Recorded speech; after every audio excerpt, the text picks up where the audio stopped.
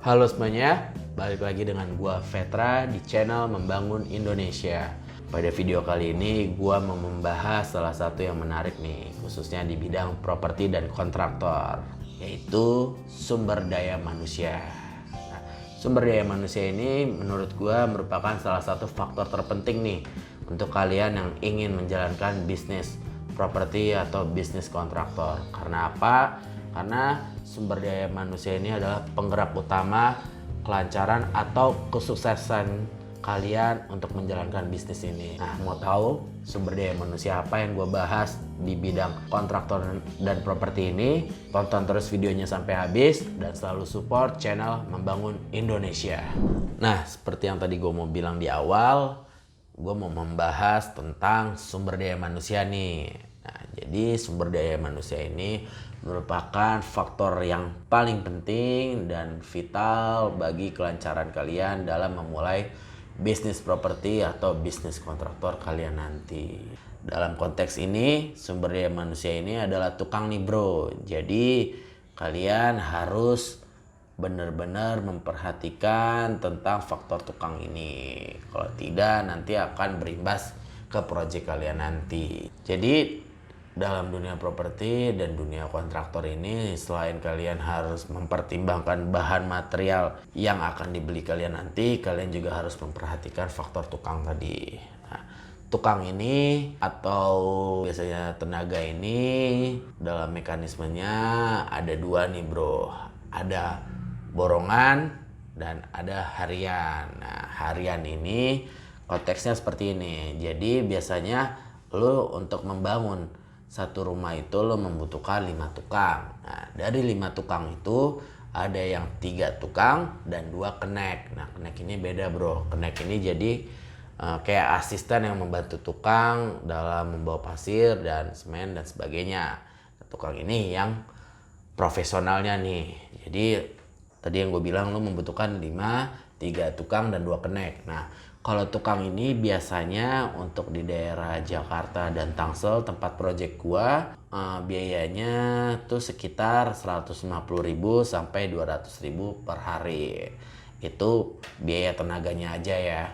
Nah, untuk kenek biasanya 120.000 sampai 150.000 per hari. Nah, misal nih lo butuh 5 kan untuk membangun satu unit rumah. Nah, 3 tukang tadi lu kali 150.000 berarti 450.000. Nah, keneknya tadi gue bilang 120.000. Nah, lu membutuhkan 2 kenek kan. Jadi 2 dikali 120.000 nih. Itu 240.000. Jadi kira-kira lu membutuhkan per harinya itu untuk biaya tenaganya aja 450, lu tambah dengan 240, yaitu 690.000 atau kurang lebih lu butuh 700.000 per harinya nih untuk biaya tukang. Tapi ingat, itu di luar bahan material ya. Nah, untuk borongan nih mekanismenya, jadi pertama-tama lu hitung dulu nih luasan rumah yang akan lu bangun. Misalkan luasan rumahnya 50 meter persegi nih. Jadi 50 meter persegi itu nanti lu kali harga borongan per meternya. Nah, kalau di tempat gua yaitu di Jakarta dan di Tangerang Selatan itu biasanya 3,5 juta per meter nih. Jadi 3,5 juta per meter itu lu kali 50 meter persegi. Nah, nanti ketemu tuh berapa harga borongan lu. Nah, enaknya kalau borongan ini biasanya udah termasuk harga material bahannya juga. Dan biasanya kalau lo hitung-hitung, kalau menurut gua nih ya, biasanya tadi kan kalau harian itu tadi lo menghabiskan 700.000 tapi belum sama bahan material. Nah, kalau borongan ini biasanya itu udah termasuk bahan material dan tenaga tukangnya juga. Jadi lebih paket hemat lah menurut gua. Sebenarnya murahan pakai jasa tukang harian atau jasa tukang borongan sih tergantung konteksnya nih. Kalau lo ingin membangun rumah atau renovasi rumah, gua lebih menyarankan lo pakai jasa borongan. Karena yang pertama-tama ketika lo membangun rumah atau merenovasi rumah, kadang lu nggak punya waktu nih untuk mantau project lu terus. Kalau misalkan lu kerja dan sebagainya, pasti lu kan bisa mantau cuma di hari Sabtu dan Minggu kan. Nah, kalau gua sih lebih menyarankan lu borongan ketika lu nggak ada waktu. Jadi kalau borongan ini pas lu nanti memulai pekerjaan, lu buat dulu nih surat perjanjian kontrak atau SPK nih antara lu dengan tukang tersebut atau pemborong tersebut. Jadi misalkan lu tentukan waktunya berapa lama nih.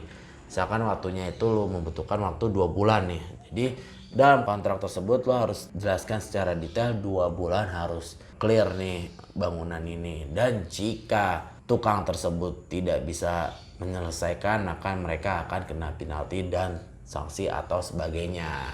Kalau harian, menurut gua dengan pengerjaan 2 bulan lebih beresiko menurut gua ketika lu nggak ada waktu untuk memantau project lu terus nih. Itu bahaya nih.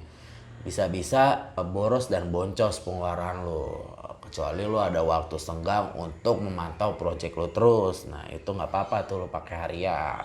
Asumsikan aja nih, misalkan 700.000 tadi yang gue bilang per harinya, lu kali 30 itu udah 21 juta. Lo kali 60 hari berarti udah 42 juta. Itu baru tenaganya aja nih bro, belum sama bahannya. Nah kalau harian ini kita bukannya negatif ya sama tukangnya, tapi lo tahu sendiri lah, kadang tuh namanya manusia ada rasa malesnya dan sebagainya kan. Pasti dalam 1 minggu atau ada 1 hari atau 2 hari, bahkan ada 4 hari tuh dia lama pengerjaannya. Dia asal-asalan kerjanya, toh gue dibayar harian, biasanya gitu tuh. Nah makanya kalau ketika lu nggak punya waktu untuk mantau project lu terus, jangan pernah lu pakai harian, mending lu pakai borongan. Kalau borongan biasanya dia akan mengerjakan dengan cepat pengerjaannya. Kenapa?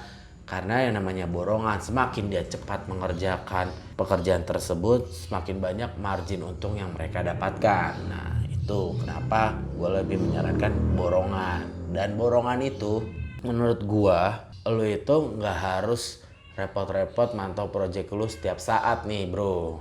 Lu cukup mantau Sabtu Minggu dan lu bisa mantau dengan by progress aja nih. Jadi gue kasih tahu ketika lu nanti borongan, lu buat progress sendiri di project lu itu. Misalkan sampai dak berapa minggu kalau lu 2 lantai, sampai pondasi nanti berapa minggu lagi, finishing berapa minggu lagi, nanti lu buat tuh progresnya. Tapi sebenarnya harian juga bisa, tapi kan lo harian nggak bisa tuh lo mantau projectnya terus. Kalau borongan, misalkan lo targetkan untuk proses sampai dak nih, misalkan ini rumah 2 lantai ya, sampai dak itu membutuhkan waktu sekitar 2-3 minggu. Nah ntar kan ketahuan tuh progresnya, ternyata 3 minggu belum kelar, ya udah lo hold aja dulu pencairannya. Bisa seperti itu. Kalau harian kan nggak bisa, lo harus bayar harian terus tuh. Itu kenapa makanya lebih bocor kalau pakai harian jika lo nggak bisa mantau project lo terus. Selain itu, kalau harian hal lumrah lah, lo pasti kan ngasih yang namanya gorengan, kopi dan sebagainya. Nah itu lo harus siapkan tuh sehari-hari nih untuk kebutuhan tukangnya. Kenapa?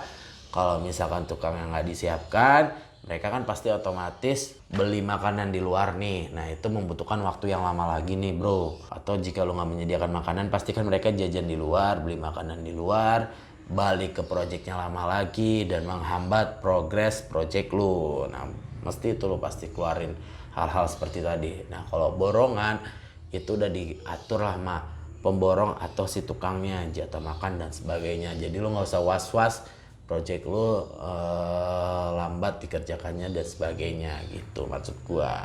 Tapi sebenarnya prefer balik lagi antara harian dan borongan tuh tergantung ke mekanisme pekerjaannya. Kalau harian nih gua saranin ke lu, kalau lu emang memakai harian itu lu pakai ketika lu ingin merenovasi kamar atau kamar mandi atau pekerjaan yang tidak terlalu luas lingkupannya. Nah kalau borongan lu pakai ketika lu ingin mengerjakan pekerjaan yang luas lingkupannya. Nah kalau harian tuh paling lu misalkan pekerjaan pembuatan kamar mandi nih bro, itu kan lu membutuhkan waktu 5 hari. Nah, lu paling membutuhkan ya 1-2 tukang lah. Dengan asumsi tadi 150.000 kali 2 tukang berarti 300.000. Nah, kali 5 hari berarti lu hanya membutuhkan 1.500.000. Jatuhnya lebih murah dibandingkan lu pakai harga borongan. Kalau harga borongan jauh lebih mahal untuk lingkupan pekerjaan yang luasannya kecil nih. Tapi kalau lingkupan pekerjaannya besar, tadi seperti yang gue bilang, mendingan lu pakai borongan. Kayak lu mau bangun rumah, renovasi rumah, nah itu mendingan lu borongan tuh, jangan harian. Harian kalau lu nggak ada waktu, lu habis gitu sih menurut gue. Jadi balik lagi ke pekerjaan yang ingin lu kerjakan seperti apa. Nah, kalau lu udah tahu nih preferensinya, baru lu cari tuh. Lo mau milih tukang harian apa tukang borongan.